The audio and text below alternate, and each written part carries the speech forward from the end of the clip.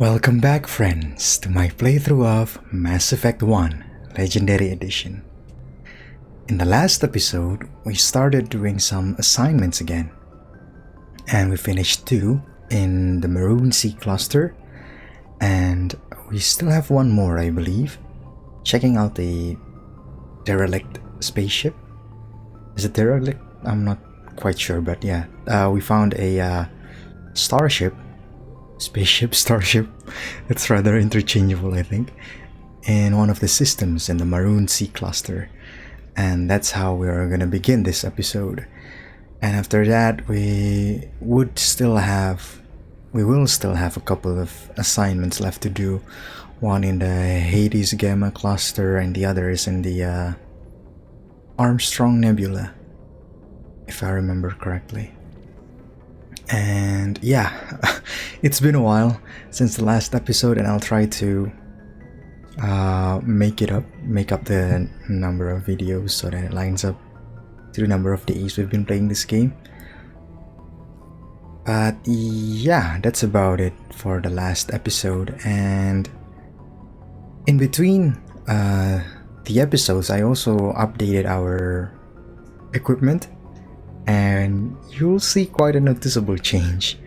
And another interesting point is that we actually reached the amount of credits we can have at one time, which is 9,999,999. So like 7 nines in a row. 10 million minus 1 credits. And yeah, it's just kind of like one of the milestones, I guess, in this career, in this playthrough. So yeah, it's been a while since the last episode, so without any further ado, let's get right back into the game.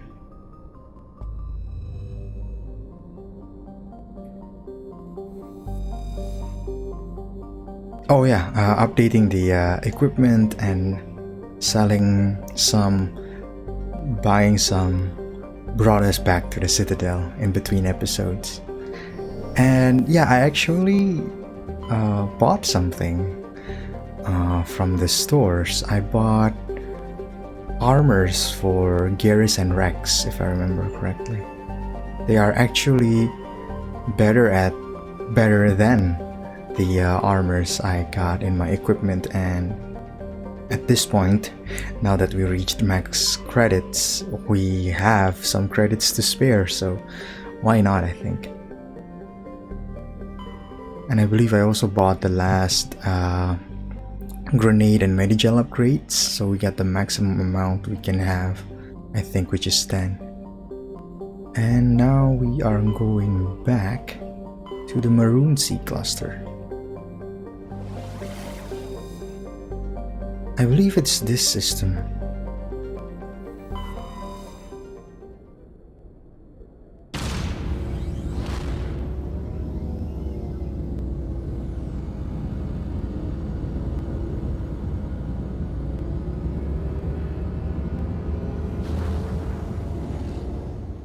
Always cool seeing the Normandy like landing and takeoff cutscenes. Yes, this is the starship we want to go to, the MSV Cornucopia. I've been forgetting the name all this time. Oh, adrift. Now what does derelict mean again, specifically? But anyway, let's board this adrift starship.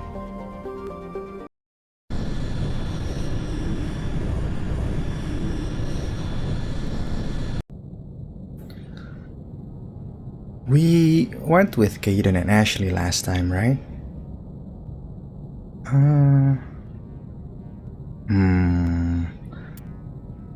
I say let's bring the boys with us this time. Oh, no loading. Wow. So yeah, one of the biggest changes from the last equipment update is I changed Shepard's armor. He's no longer wearing the green armor. And this one is kind of like a palette swap with the green armor, right? If I remember correctly. It's just monochrome this time, which I like the look of. But instead, Garrus is now wearing the green armor. Not the same one since, other than Liara being able to wear human armors, I don't think generally we can wear armors made for other species. But yeah, it's nice. And yeah, as I mentioned, we also bought new armor for Rex. And I'm gonna save just in case. And I'm gonna pull up the journal. Oh, actually we haven't discovered the assignment for this place yet, so let's just have our weapons out just in case. Yep.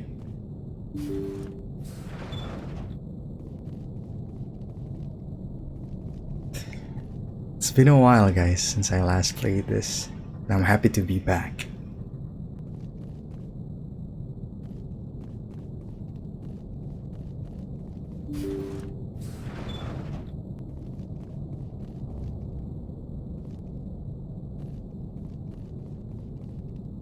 Let's pull up our map.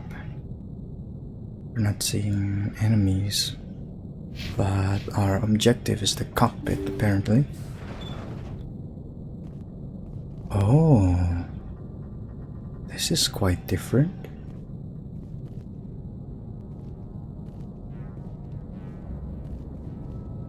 Take cover. Oh, husks!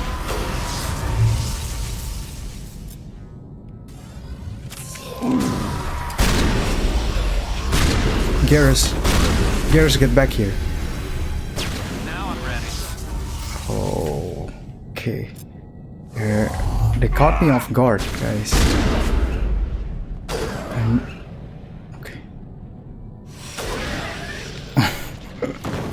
Garrus is using his sniper rifle at very close range.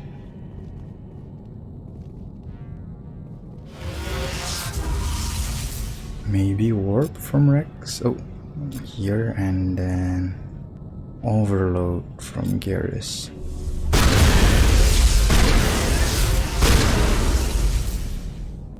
That was kinda nice. Oh, couldn't see the enemy, guys.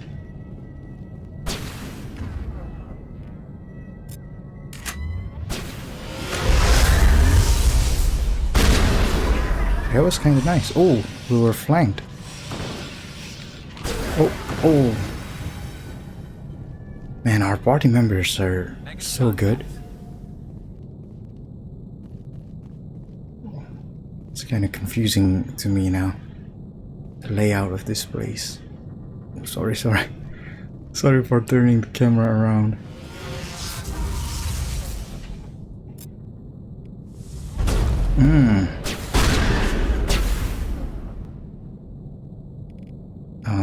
Maybe warp and sabotage.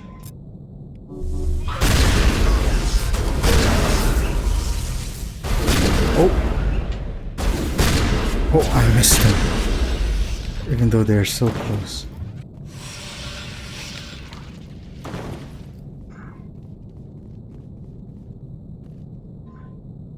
We're good, Commander. How could there be husks here? Let's backtrack a little bit. Are they transported from somewhere, or were they crew members like impaled by dragon's teeth? We don't know yet about any of these things.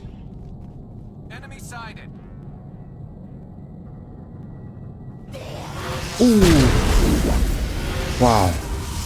Rex was so quick.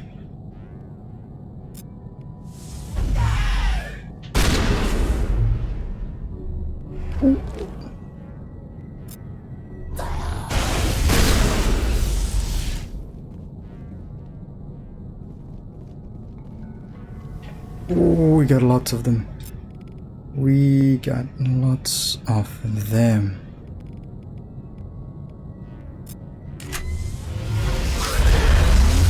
That was not the best use of carnage, I don't think.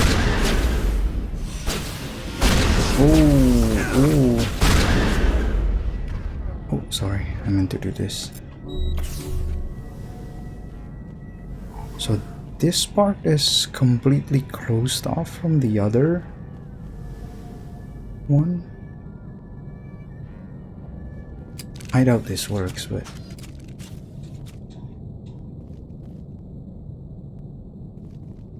yep.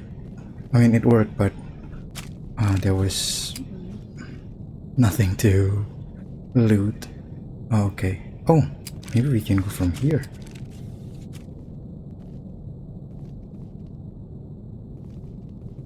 Ah, I see. Okay. So no, the two parts are not technically closed off from one another.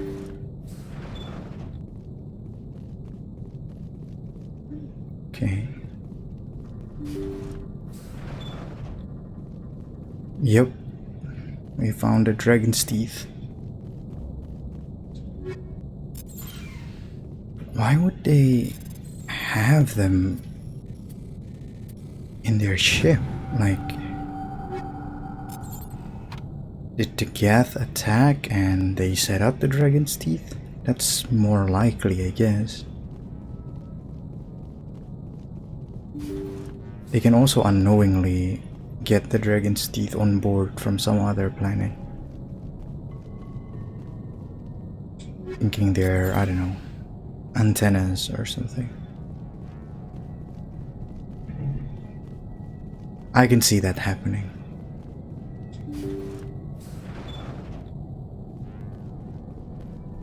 Let's examine this navigation computer. According to the log files, the ship was out near the Perseus Veil. Looks like they found some kind of alien artifact. They brought it on board and then... This doesn't make any sense. They plotted a course straight into the Perseus Veil, like they wanted the Geth to find them. Brainwashed? How? What else do the logs say? The entries don't make a lot of sense after that. It's like the captain's mind was falling apart. Doesn't say anything about how the ship got back into human territory. The Geth turned them into husks and left the ship where someone would find it, trying to show us what happens to organics dumb enough to enter the Veil. Okay. Rex's explanation makes a lot of sense to me. According to the log files, okay. The ship was out near the Perseus Veil. Looks like they found some kind of alien artifact. They brought it on board and then... This doesn't make any sense. They plotted a course straight into the Perseus Veil, like they wanted the Geth to find them. So if it is indeed brainwashing, whatever artifact they found caused the brainwash, I'm thinking. That artifact must have done something. Yeah. Why else would someone fly into Geth space? The entries don't make a lot of sense after that. It's like the captain's mind was falling apart. Doesn't say anything about how the ship got back into human territory. The Geth turned them into husks and left the ship where someone would find it, trying to show us what happens to organics dumb enough to enter the Veil.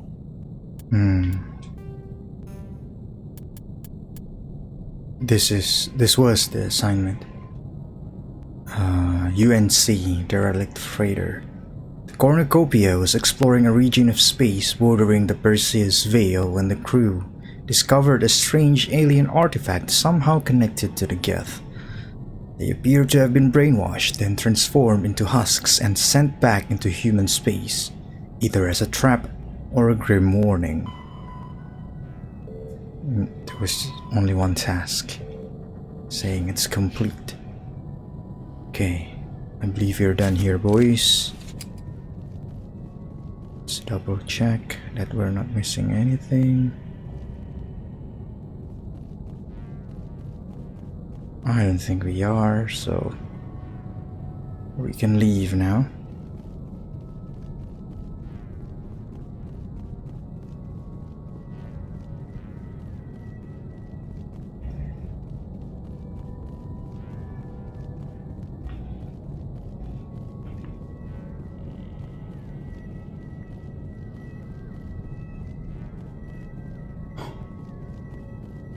Okay, finally. That place was quite confusing.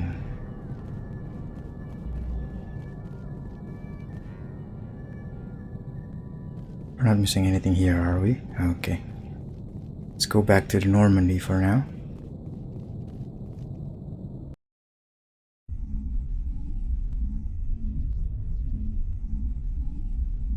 That was nice and quick, but then again we were dealing with a we were simply boarding a starship. Of course it would be faster than exploring a system or landing on a new planet. Let's save our game for now, and we are heading to the HADES Gamma cluster this time. To the new Cacus system.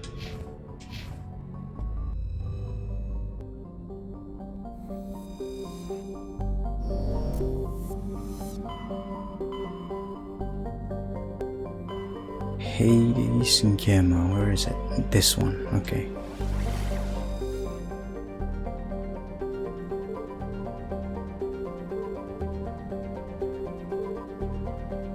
I'm trying to remember how many systems we went to last time. I don't think we've seen this Plutus system. I'm gonna travel here first, actually.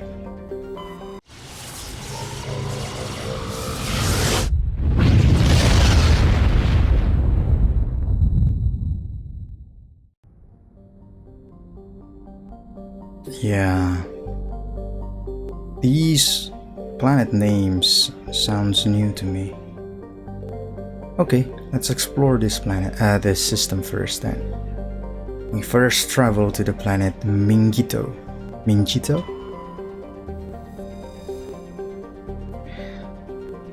Mingito is a sun-baked wasteland of sodium, chlorates, and radioactives. Its relatively light mass has left it tidally locked to the star Plutus, with the day side hot pole and the night side cold pole. The powerful solar wind has stripped most of the atmosphere away. We found a large deposit of the rare element uranium. Now we travel to the planet Meidla. Meidla is a terrestrial planet with a light atmosphere of carbon dioxide and hydrogen sulfide. The surface is hot and mainly composed of magnesia with deposits of sulfur. Over a dozen volcanoes are currently erupting across the surface.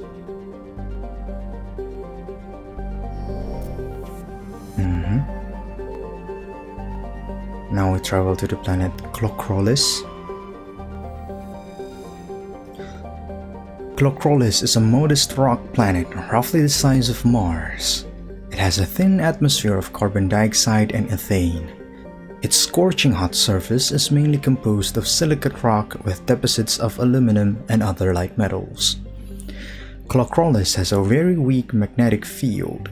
In addition to very high levels of solar radiation, it is not suitable for Mass Effect drive discharge operations. 161 degrees Celsius of surface temperature. Wow. We surveyed some rare element of samarium. That's a weird sentence. Yeah, we found several deposits of samarium by surveying this planet. Okay, now we travel to the planet Nonuel. Ooh. Wonder what we'll see here. Warning, level 1 heat hazard. Though it is one of the oldest entries in the star charts, Nonuel has not yet been fully mapped.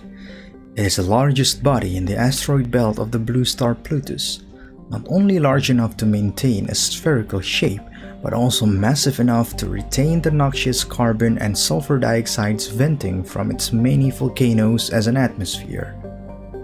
Nonuel is rabidly volcanic, and the source of its great heat is also the source of its inordinate mass. Nonuel is a secondary source of element zero, coalesced around a large chunk of EZO ejected by a supernova billions of years ago. Surface conditions are extremely hazardous. In addition to the thin crust and numerous magma flows, wide stretches of the landscape are coated with slippery ash and cinders ejected from the volcanoes.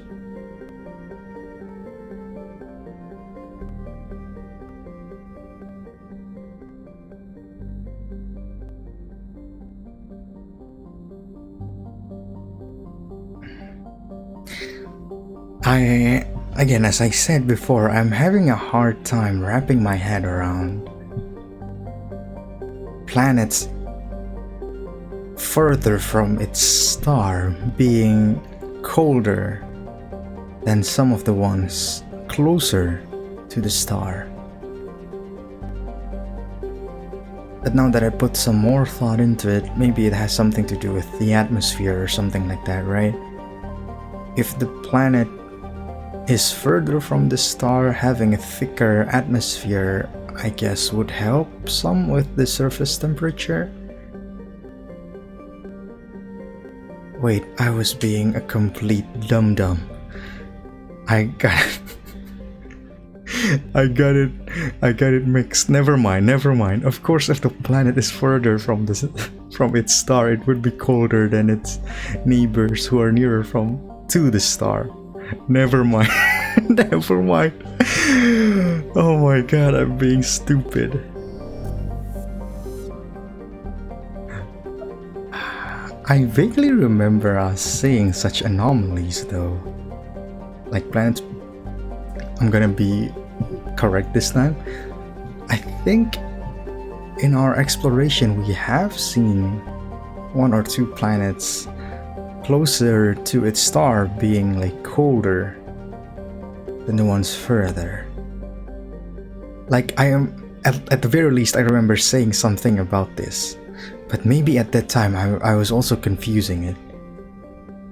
Maybe I also got it twisted that last time too. Anyway, yeah.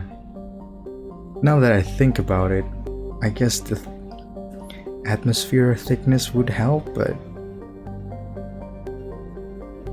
distance to the star would still be the more dominant factor that determines the surface temperature, right?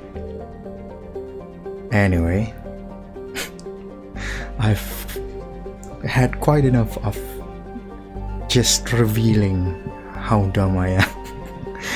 Now we travel to the planet Vearia.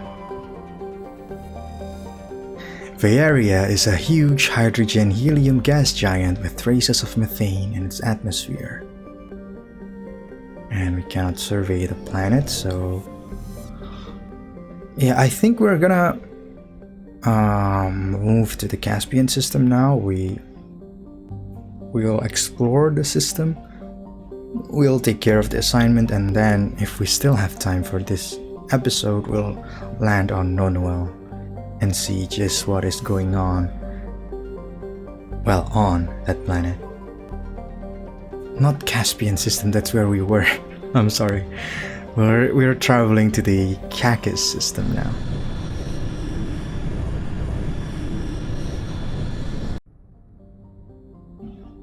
Okay. Traveling to the planet Zayarter now. An enigmatic terrestrial planet, Zayarter has a hazy atmosphere of nitrogen and argon. The surface is scorching hot and mainly composed of calcium, with deposits of sodium.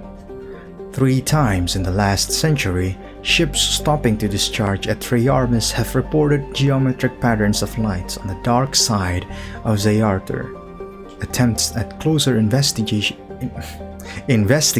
proved fruitless. The lights disappear when ships move approach the inner system.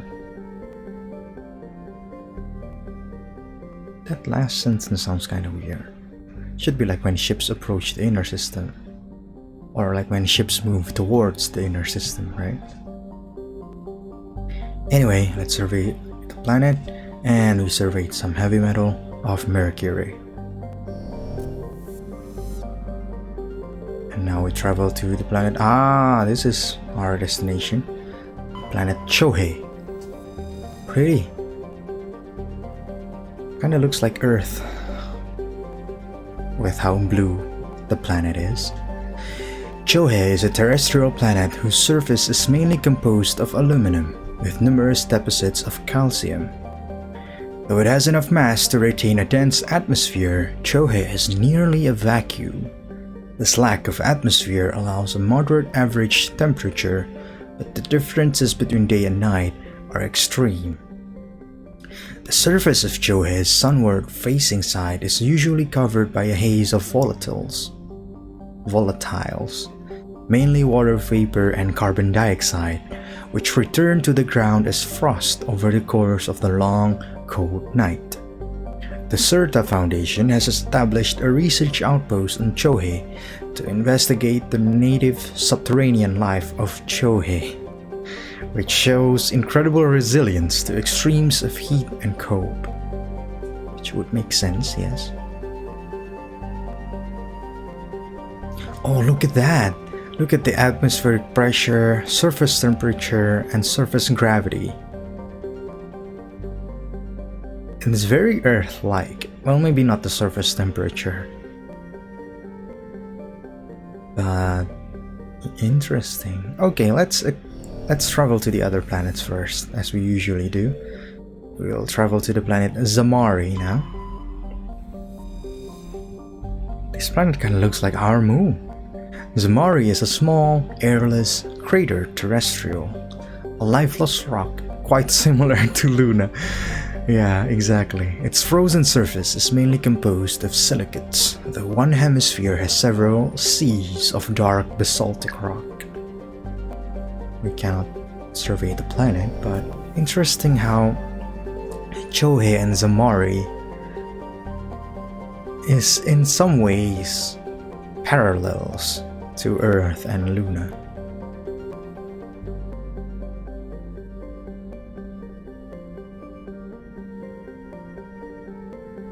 Nothing to discover in the asteroid field. Now we travel to the planet Feringor. A large but low-density terrestrial world, Feringor is generally believed to consist mainly of water ice. Occasional upwelling of metals caused by the interacting tidal forces of several large moons suggest the core is small but extremely dense. Feringor has a thin atmosphere of carbon dioxide and ethane. Its frozen surface is mainly composed of dark, carbon-laced water ice. 10 years ago, Feringor's grim surface color and dim illumination drew the cinematographer Riza Uvarsin to film the exterior scenes of Starless on location. Acknowledged as a masterpiece of Gothic horror, the sets, well preserved by the vacuum, draw hundreds of tourists to the backwater system every year. And we surveyed some rare element of polonium. This planet profile has got to be one of the most interesting ones, for me at least. The fact that they actually film movies, like science fiction, I suppose, science fiction movies on location on real planets, which would be the equivalent of today's movies being filmed on location at like the various places on our Earth, right? But yeah, I just never thought of it before. Like this film, this Gothic horror movie would be akin to what? Alien? Or Aliens, right? In our time. But they didn't like... Well, they technically still built the set, but they would build, like, I'm guessing the starships and maybe like some sort of space stations, things like that. They wouldn't need to necessarily make sets for the planets because we can actually travel to other planets now. Yeah, that's interesting. Now we're traveling to the planet Triarmus.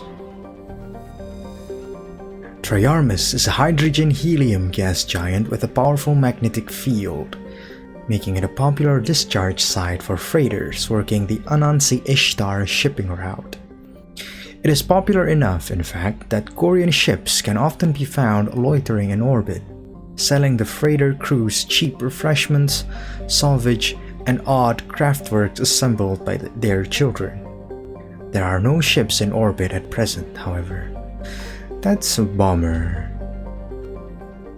Had there been ships present, I would imagine we would be able to survey the planet and have some discovery for Tally, you know. But in any case, let's land on Chohe to take care of our assignment.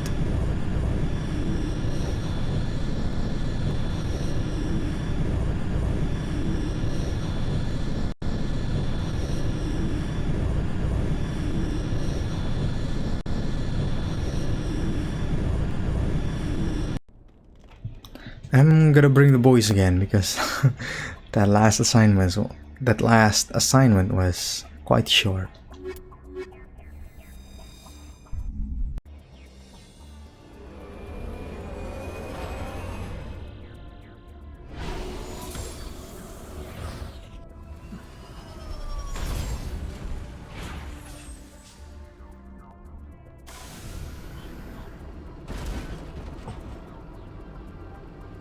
Okay, let's save our game first. Now, Chohei doesn't have like thick atmosphere either, right? If I remember correctly.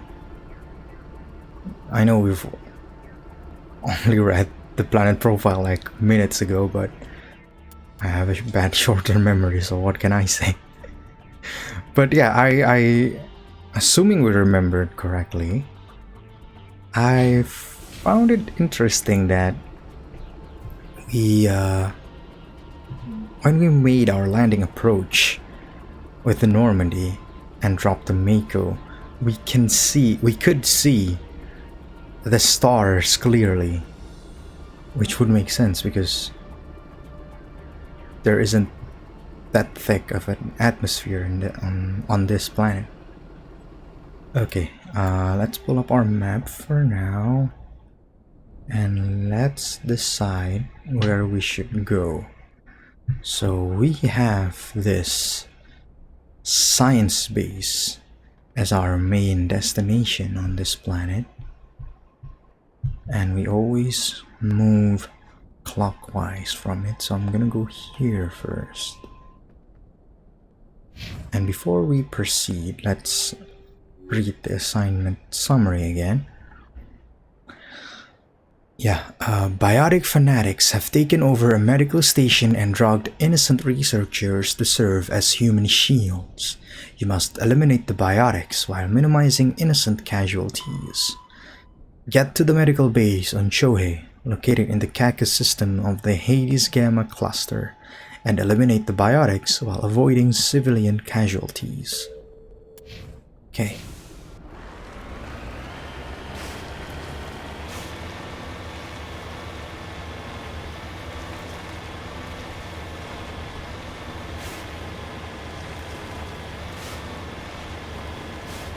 So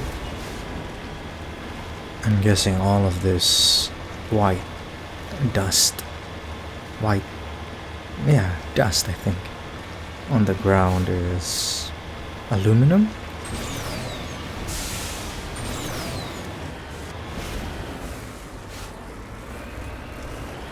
Okay, we found a mineral deposit.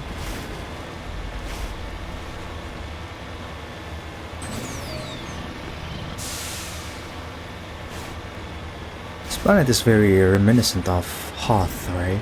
From Star Wars. Only this isn't snow. Oh, we ran over the mineral deposit. We're trying to survey. Oh, it's Mercury.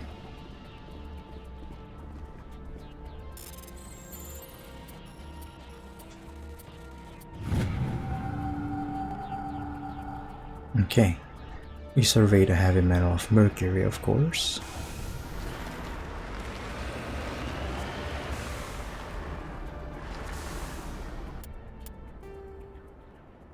Now we'll make our way to this debris, I suppose.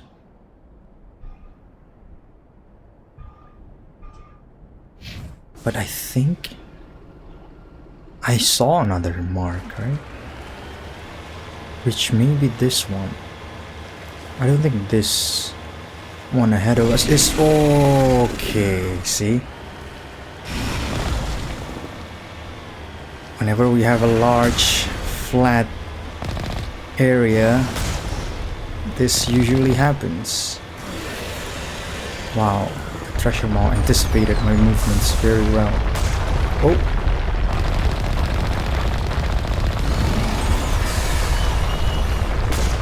Come on. Oh, come on.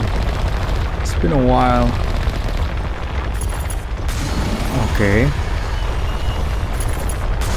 Okay, zooming in helped quite a lot. Ooh, nice. We get several in a row. Very nice.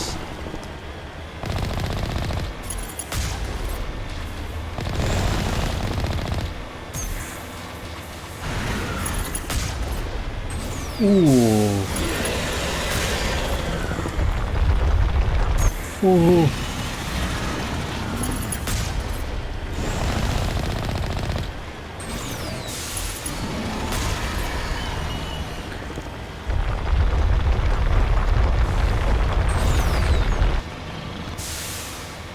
Where did it go? Ooh, no. Ooh. I thought it would like headbutt us from below. Oh, I missed. Oh, completely missed.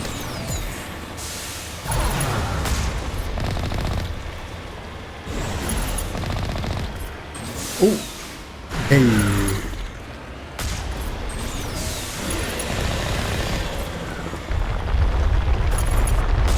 Oh no, that was not a good shot. Okay, that was better. Better. How am I going for the furthest ones? Hey, it works, so... Oh, okay. Oh my god, we're still on cooldown. Ah!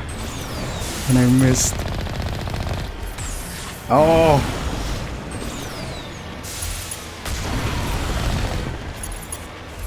Ooh. Ooh, that was not the best evasive maneuvers. That was not the best.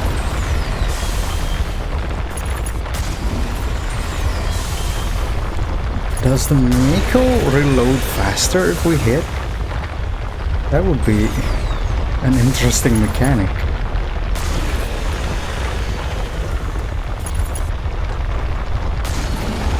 Ooh, oh no. Ooh, that was too close.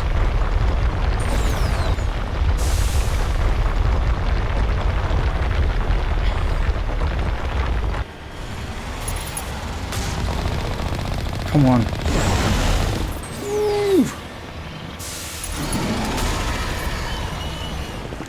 Oh, it's still going.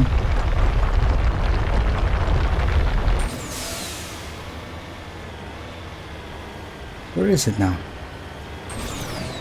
Ooh.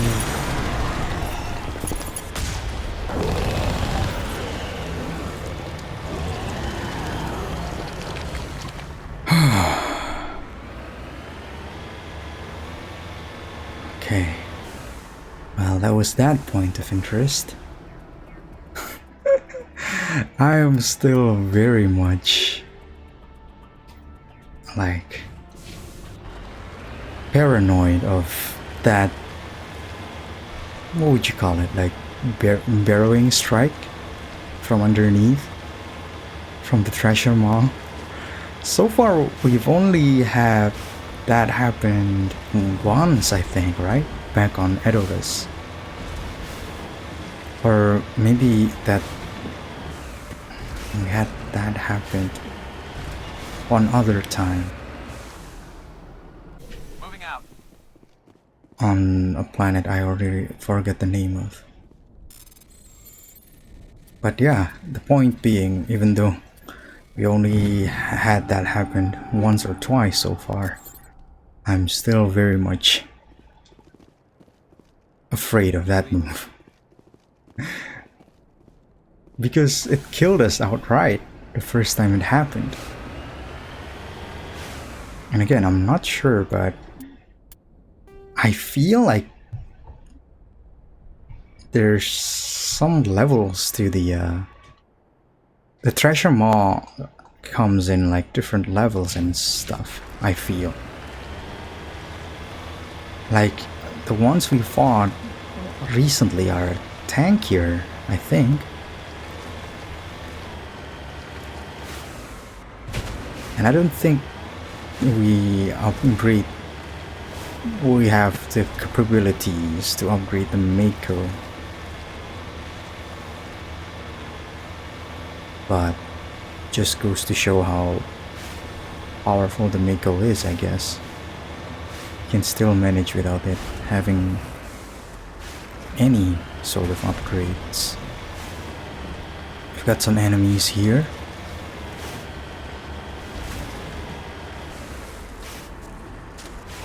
Who are they? I mean, they shot at us. Mercenary.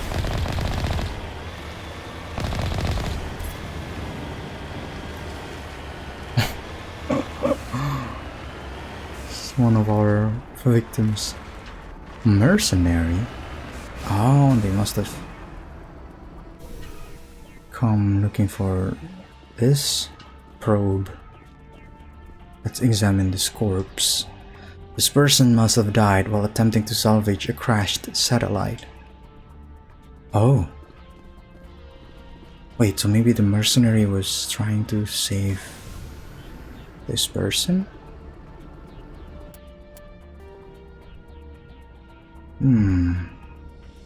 I wonder if this is going to be related to the to our assignment at all.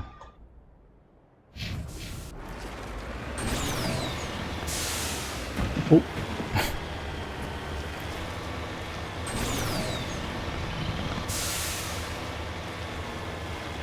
Okay, let's prepare the Mako for a little bit. After that fought with the treasure maw, and I saw that the front tires were damaged somewhat, so we got the Omnigel to spare. Now that I think about it, I'm fortunate enough not to have to spend the Omnigel for like decryption or electronics somehow. Okay, and it's a plutonium deposit.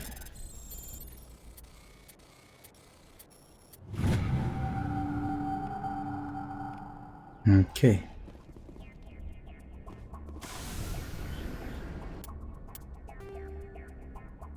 Now we go to the anomalous signal.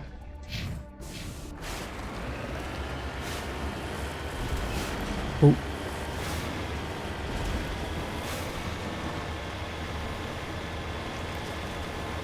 I enjoyed exploring this planet. So far the terrain is very agreeable. Now I may be jinxing it, of course, but I hope I'm not. The terrain is very agreeable. I appreciate it. Whoa.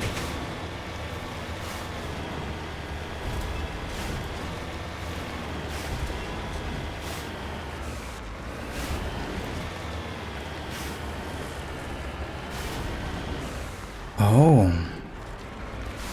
What do we have here?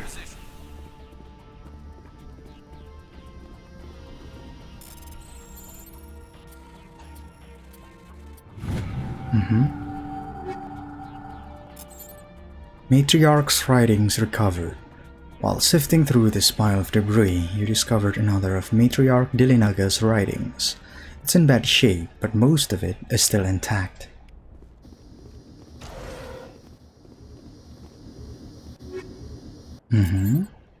Oh, Matriarch's writings recovered. It looks like someone has been living in this place. The small crate held some stale food and one of Matriarch Dilinaga's writings. It's still in fairly good condition, unlike the food.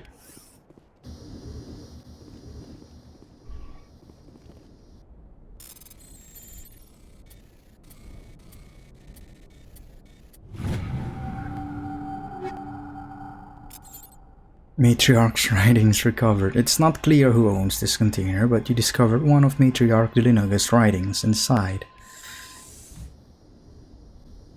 Now I wonder if this place belonged to the well, the person who was trying to salvage that probe.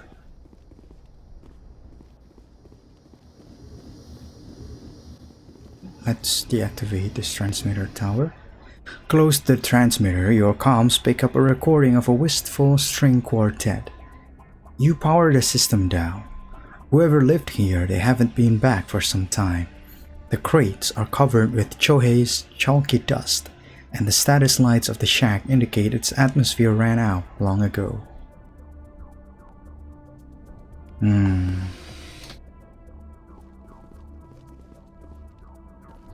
Oh, the transmitter tower actually stopped moving. That's a nice detail. But yeah, I think it's very likely that this place belonged to that person.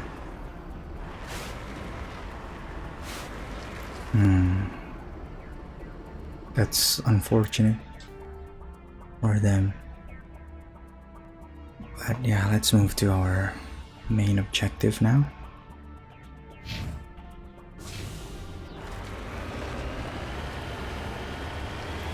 So now that I think about it, maybe the aluminum is not the chalky dust, or maybe not only the chalky dust, but the whole surface. Right? I mean, I would be more certain of this had I remembered more of the planet profile.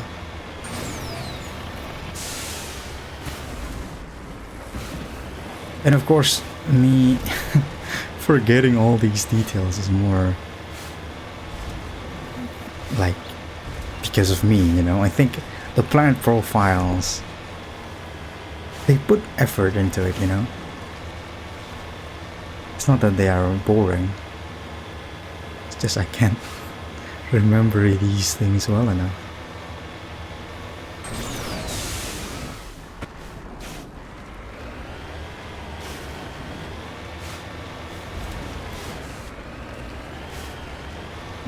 Nothing under these tents, but yeah, our destination is this building in the first place, and there's nothing around it, I think. Okay, so let's have our weapons ready just in case, and let's save our game, and we are gonna enter the building. Take down the terrorists, but remember to check your targets.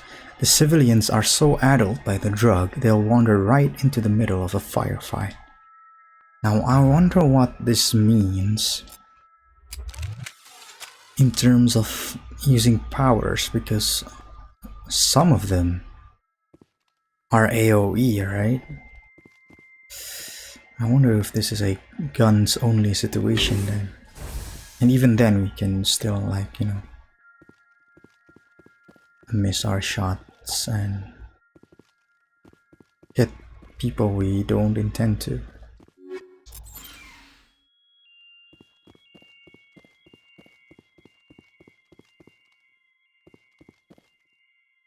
Okay.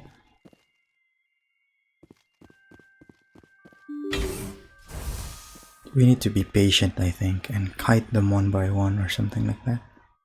Or maybe let's leave Garrus and Rex behind these. behind this wall. Now, I don't think they would shot civilians outright. It's just precaution, you know. Rex.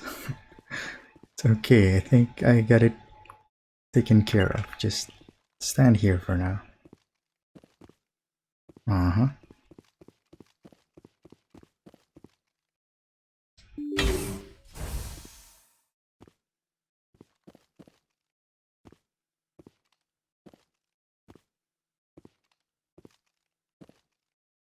Oh, insane scientist.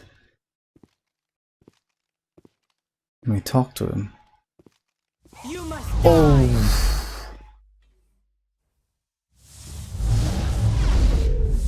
They are not damaged by the biotics. I know, Shepard, don't be... Oh, why? That was Garrus. Let's run, Shepard, no! Gotta make sure that I know, Shepard. Open unity. locked and loaded. Okay. This strategy is kind of working.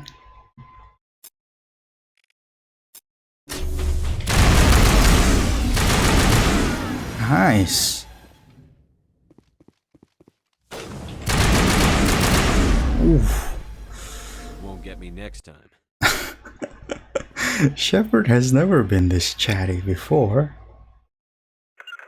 Okay, maintain your positions, guys. I'm gonna do the same thing again.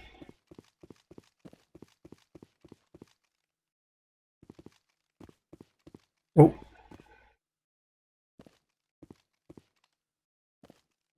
Come here. I will destroy you. Oh. humanity. You cannot stop the future. Sure, dude.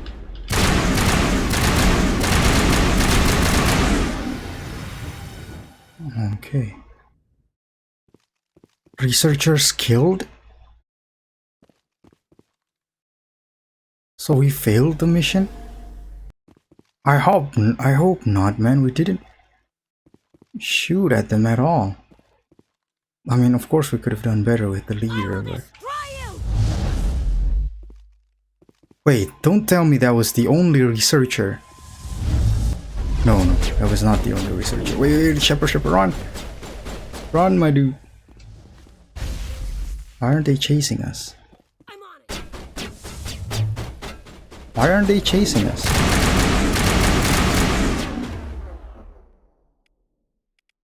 Okay, I guess.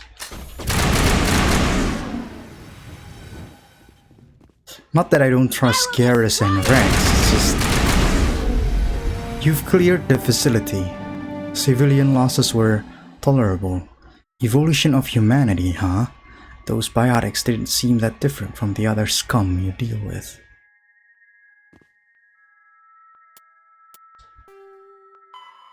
Report to Hackett. You have neutralized the threat posed by the biotic fanatics. Return to the Normandy and use the galaxy map to report in to Admiral Hackett. Fortunately, that was not a clean round. I was not good enough to pull that off. But we did our best, I'd like to think.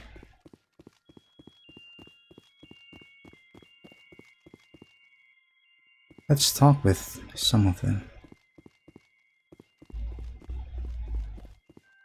Let's have our weapons away. Let's put our weapons away.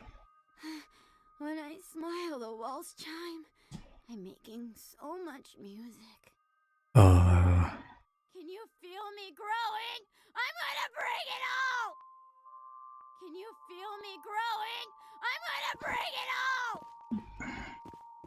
They are indeed gone, unfortunately. I wonder if we can bring them back.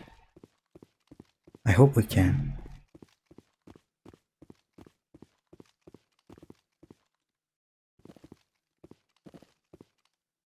They're all crawling through my fingers. I can feel their wings fluttering. If I don't hold still, It will all spill out, and then I won't be me anymore. I won't be me if it all spills out. I have to hold still. If I don't hold still, it will all spill out, and then I won't be me anymore. I won't be me if it all spills out. I have to hold still. I wonder if we would have done better if had we brought Garrus and Rex with us. Where's... Did you see it? It was just here. So beautiful. When I smile, the walls chime. I'm making so much music. We probably would have, right? Like they wouldn't shoot at the civilians, I don't think, but the powers is what I was worried about.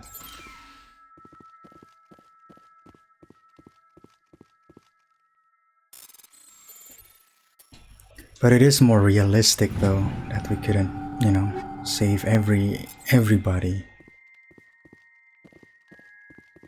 But still unfortunate at the same time.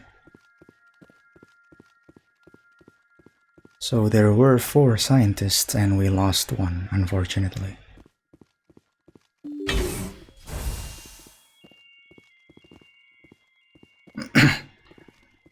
Excuse me. Oh, never mind, there were 5. It will all spill out, and then I won't be me anymore. I won't be me if it all spills out. I have to hold still.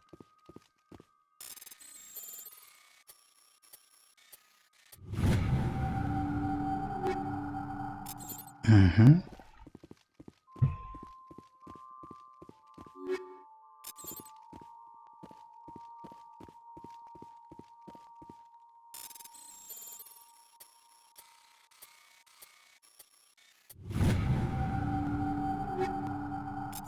Nice. I think that's all we can get. Right? Let's double check one more time. There's nothing in the shelves. Okay. Yeah, we are now gonna leave this building and leave this planet too, actually. Return to the Normandy and report to Admiral Hackett.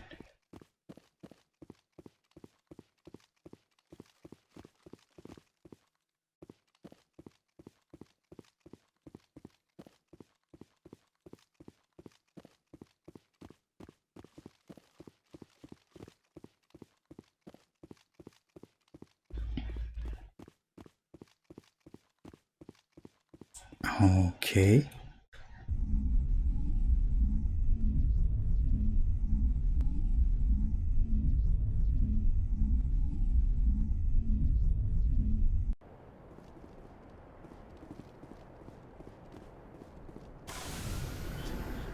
And now we return to Normandy.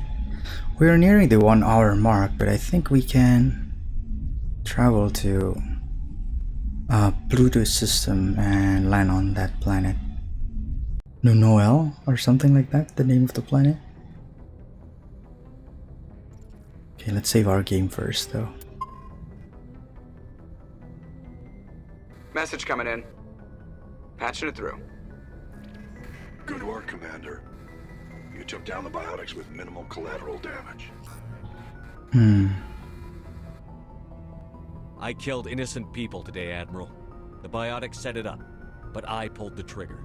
The biotics had every advantage, including human shields. You lost a handful of civilians. Any other unit I sent in would have lost dozens of innocent lives. You saved a lot of lives today, Commander. Fifth Fleet out.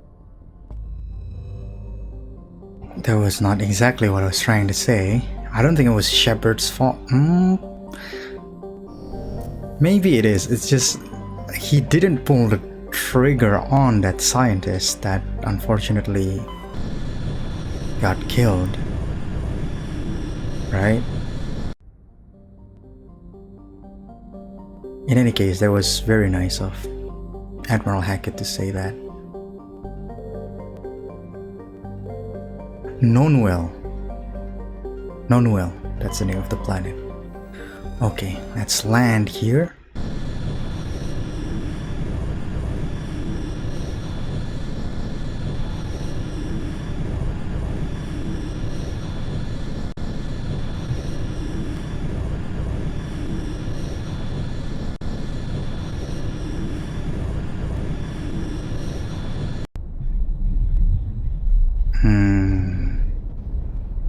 I think I'm bringing the boys back again.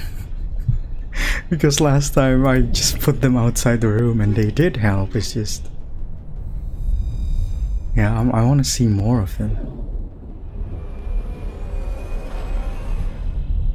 Now, I don't think we have been to a planet with no assignments on it, right? Or missions. So this may be our first time dealing with something like this. Oh, Warlord's Outpost. Now what is this? I think this is our main destination, so I'm gonna go like somewhere here first, and then as usual we're gonna go clockwise. Oh, forgot to save. It's a big no-no when we're exploring planets, because again, oh, look at that lava. Oh, this is Mustafar then. That's our main destination, I reckon.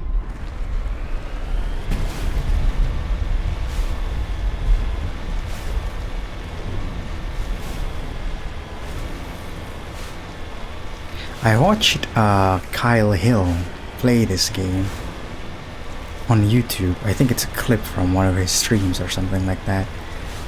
And it was a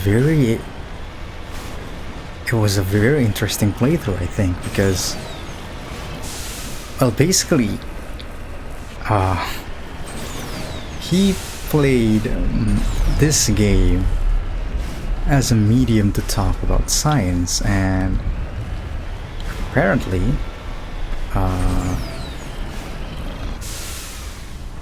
oh, this is a hard terrain to scale. Apparently just being near, like, is it lava or magma? Or magma? Basically being near those stuff would be enough to blow the tires of the Mako out due to infrared radiation or something like that. I didn't know that. I should read up more on that one of these days.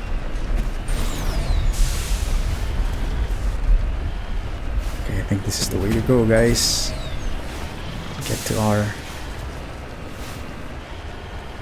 objective. I don't even know what this is actually. I mean, we never do until we actually get there. Oh, don't tell me it's another treasure maw. Yup. We meet again. Well, technically not you, but yeah, but I'm fighting this treasure maw joker. Oh, this is gonna be hard. Oh, this is gonna be hard. What? My controllers were vibrating and the screen was shaking. I think the game somehow thought that the treasure maw is still there. Oh, this is gonna be annoying. We don't have the full area to run around in. Oh.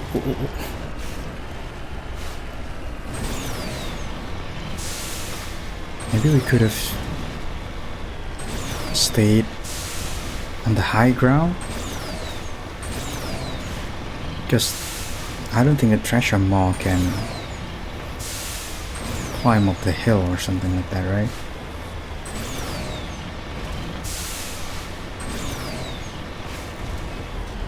Why did he have to spawn the treasure mode so close to the edge of the map?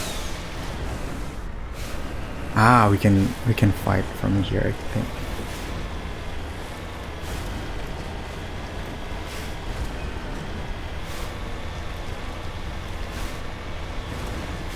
Come out, treasure maw.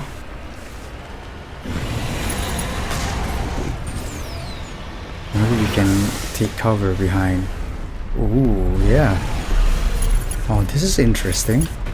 It's a new way of fighting the treasure maw. Which many would argue is kind of cowardly and less exciting.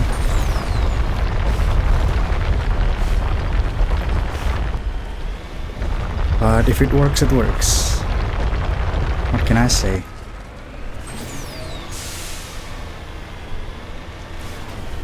This treasure maw didn't even use the sensory tentacles so far. Oh. Oh, never mind. It still hit us. Ooh.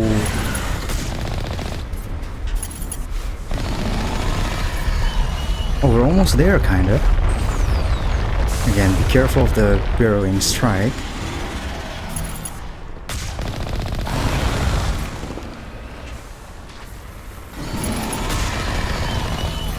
Oh.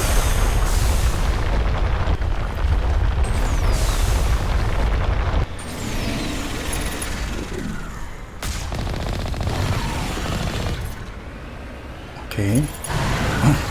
Can't even see the treasure maw. Oh, okay. That was smoother than I expected. Nice. Okay. Let's go here, I guess. Oh, but this is all the lava. I think lava, right? I know the difference between lava and magma is one is underground, the other is out in the air. I just don't know which is which.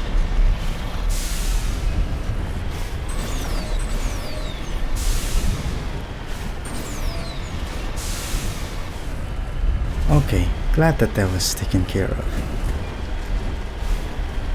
Okay, we have to repair the Mako again.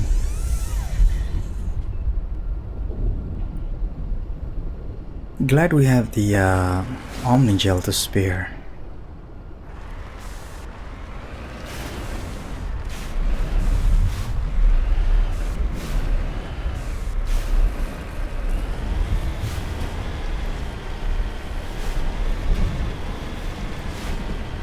I wonder if that's the last treasure maw we'll ever face. Because, you know, we only have this planet and I'm guessing one other in the Armstrong Nebula for that assignment we have. Of course, there's a possibility that that's not the only planet in that system and cluster. But as far as we know, for now, based on the assignment, oh, you only got this planet and another one.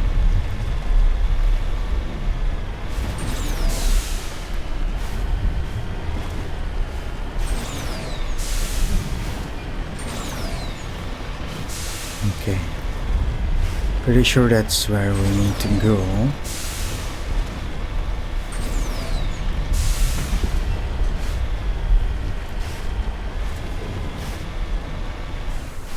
Oh, wait, this is kind of like the Citadel Rapid Transit vehicle. Medallion recovered. This mercenary was carrying a League of One medallion. There's no indication of how or where he found it.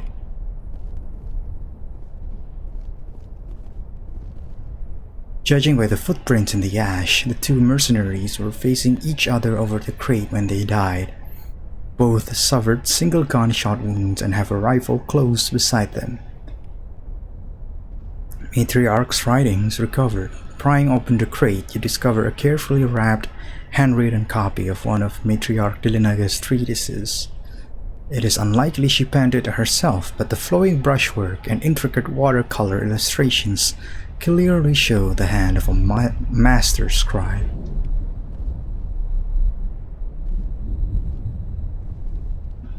That's unfortunate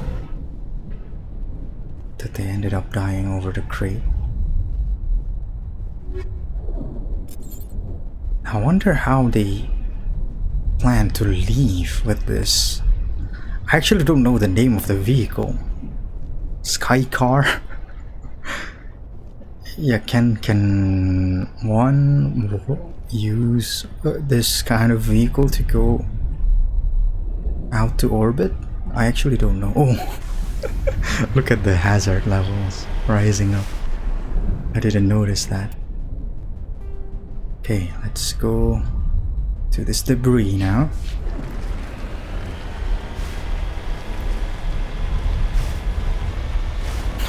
The lens flare. I don't think the original had them. Oh. Oh. This is very treacherous terrain. Is that what they mean when they say treacherous terrain? It's just a challenging terrain. That seems more accurate. Oh. Oh my god.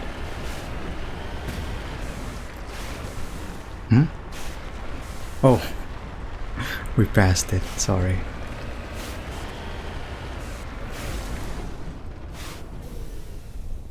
Okay, let's salvage this crashed probe with Garrus's help.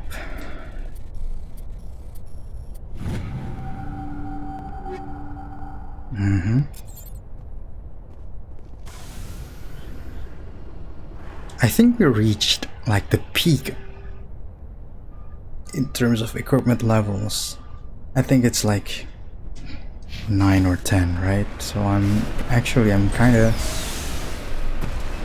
I always get excited these days whenever we loot something, because they are like powerful upgrades and weapons and armors most of the time.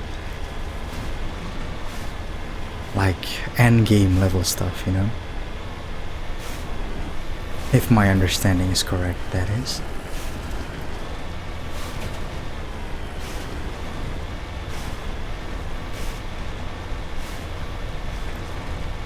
I think that's what we're looking for, right? It's a mineral deposit.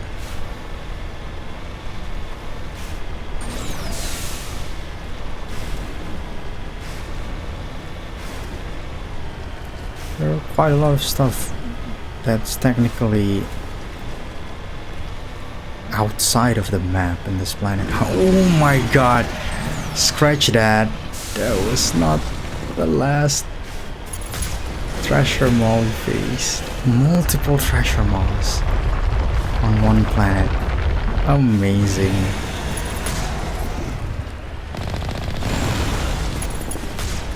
You need to turn back. Okay, Joker. I really don't need you to help out the treasure mall. Come on now. Oh, I thought it was a 2-for-1. I was mistaken.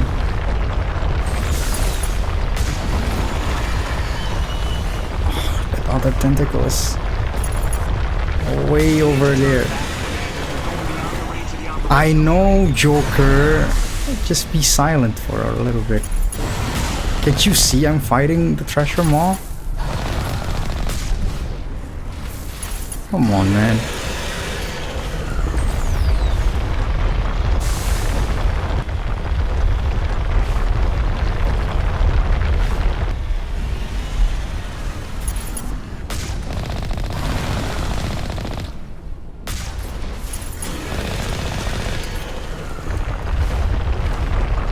Oh my god, no. The Mako backs up really slowly, huh? Ooh. Oh my god, I'm doing really bad. Oh my god.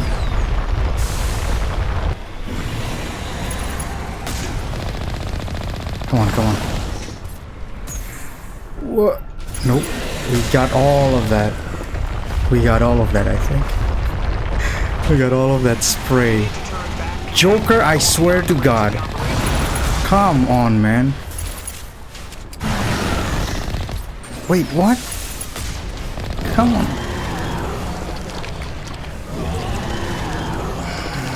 Okay. We got that taken care of. You need to turn back. Joker! Commander. You're going beyond the range of the operational area. The whole thing is there. What do you want me to do?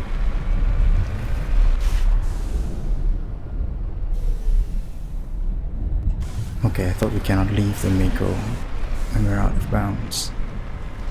You need to turn back, Commander. God. You're going beyond the range of the operational area. You're being very unlikable right now, Joker.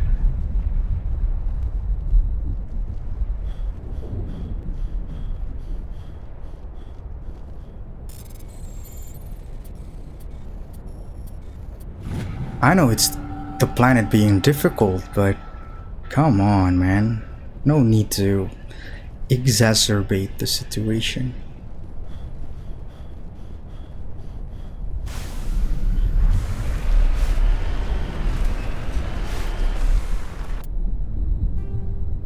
And finally, I think we're gonna go here.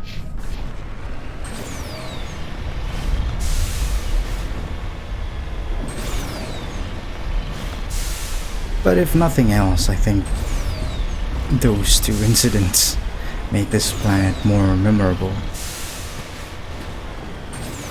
Fighting a treasure maw at the edges of the planet, technically edges of the planet, while having Joker being very pedantic about our position.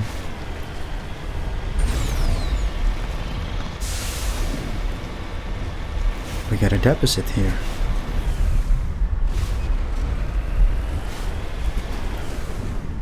Have we dealt with multiple treasure maws on a planet? I don't think so, right? Oh, we ran over the deposit again, I think. Okay. Cover me. Oh, you know what? Maybe the treasure maws being at the very edges of the planet is the game's way of telling us that we should fight the treasure maws on foot, maybe? Because I noticed that Joker was silent when we approached the deposit on foot. He didn't say anything. But I really don't know that we would be able to take down a whole treasure maw without the Mako. I don't know if that's possible. Oh.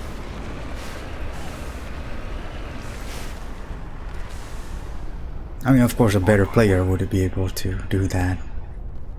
They'd be able to, I don't know, maybe even melee the Mako or something. Wait, what? It's closed.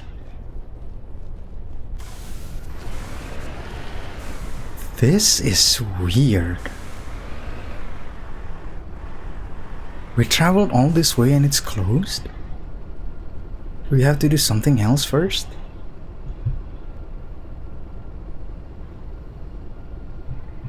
It is marked as a special place, the Warlord's Outpost.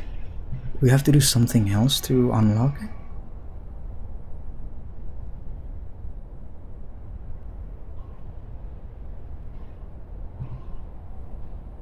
This is really weird.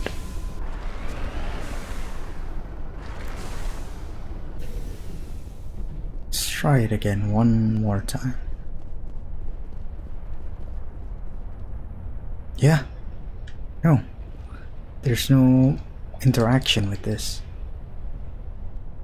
panel. Wow, so I think our assumption is correct. Like, there's no way that there's a planet without an assignment. Even this one. There has to be an assignment taking place in this building. It's just we cannot get into it for some reason. I wonder if this is a bug of some kind. Maybe we need to go to this building first and foremost before we did more exploration, but yeah, we would have to simply return to the Normandy for now, and I'm gonna read more about this issue. But yeah, even like, there's one more thing that makes the planet more memorable, I think. The planet Nunoel. That's what the planet is, right? Let me check one last time before we wrap up this episode. Yeah, Nunoel. I said Nunoel, didn't I? Yeah. This planet Nunoel, very memorable. Treasure malls on the edges of the map. Building we can't get into for some reason.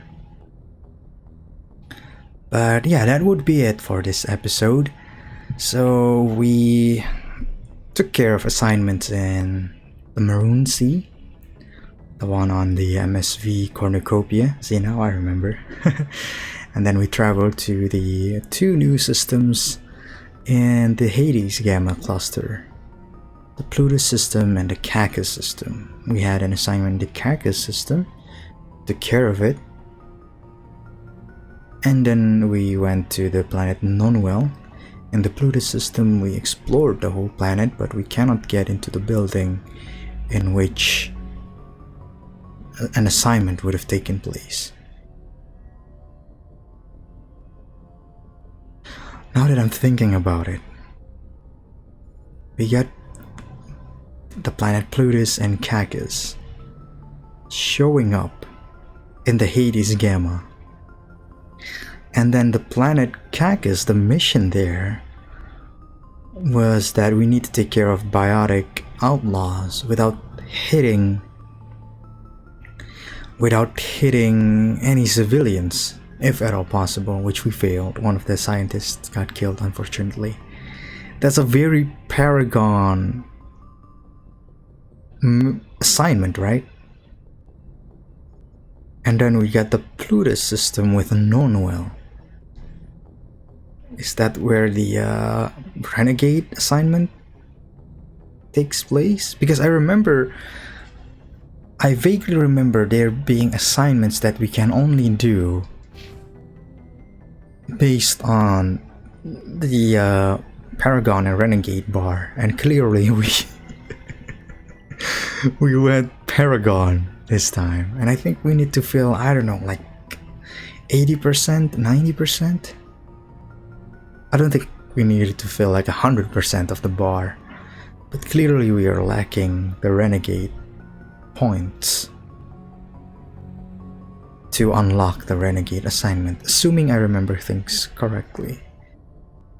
And seeing how we got 2 systems unlocked, right, in the Hades Gamma, I think it wouldn't be too far-fetched if the case was the Cacus system is for the Paragon assignment, and then the Plutus system is for the Renegade one.